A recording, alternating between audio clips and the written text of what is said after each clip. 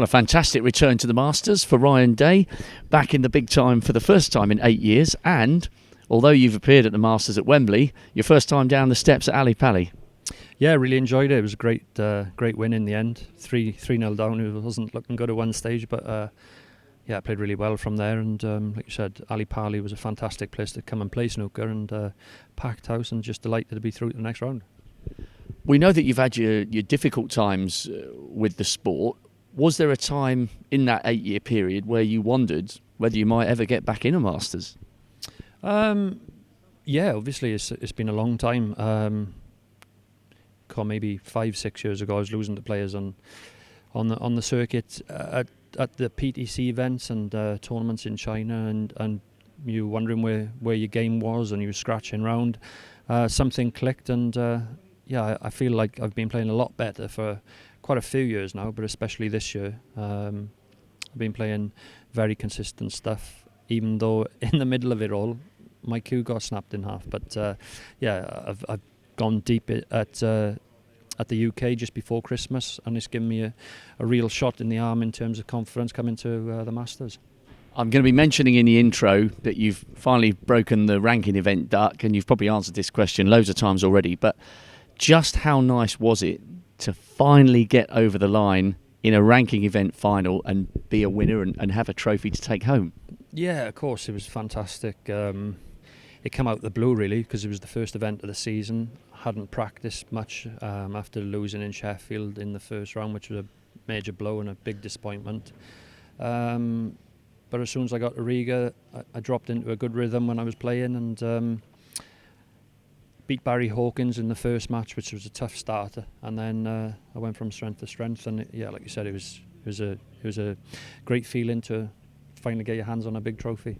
And does that mean that you play with a little bit of a weight off your shoulders, that you'll always be? You want more, but you know you'll always be a ranking event winner, and nobody can ever take that away from you. Yeah, quite possibly. I've been asked a few times. I don't feel any different, but. Maybe subconsciously, when you're playing in big matches, big occasions, you've got a bit more in belief. I don't feel any different, but maybe it's there without me knowing. Back to this afternoon's win, 5 centuries between you, so it was a high quality match, and you made the point you were 3 frames behind quite quickly, and Ding was in a groove. But once you got back in, you were playing at such a level, winning frames in one visit, that it looked like that the comeback was on. Yeah, I just 3-0. You don't want to start any match like that, but just try to stay patient and really focus on trying to get that 4th frame on the board. That was key. 4-0 down at the interval, you're virtually gone. But 3-1, first to 6, you're still in the match. Especially having won the 5th frame. 3-2 first to 6 is anybody's game, So I was delighted the way I sort of kept my composure and just carried on playing. Well, we're going to get you to recreate a shot in just a moment. Before we do that, quick thought, any preference, John Higgins or Anthony McGill? Because if you win that match, you will have been further than you've ever been in the Masters before. Yeah, 2 great players, as everybody in the field is. John Higgins is one of the greats of the game, You can ask anybody who watches snooker, and John's probably in the top 3 or 4 players on everybody all-time great list, And Anthony's a younger guy, another great player, and it's going to be a great match to watch. And whoever I'm playing on Friday night, I'm just looking forward to getting back out in some massive arena, big crowd, and just buzzing for it. So looking forward to going back Friday night. Right, we're going to get you to recreate a shot.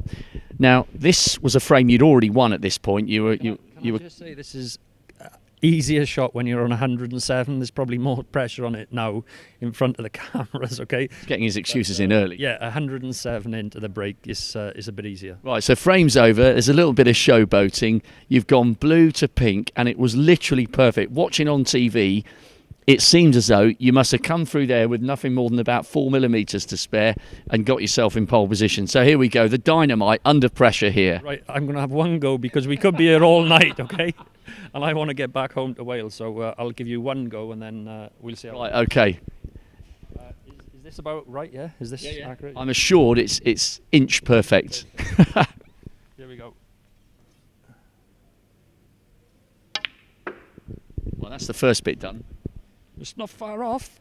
Oh, it's close. Oh, nearly. Well, anyway, you didn't recreate that, but that was a 100 to 1 shot. Well done.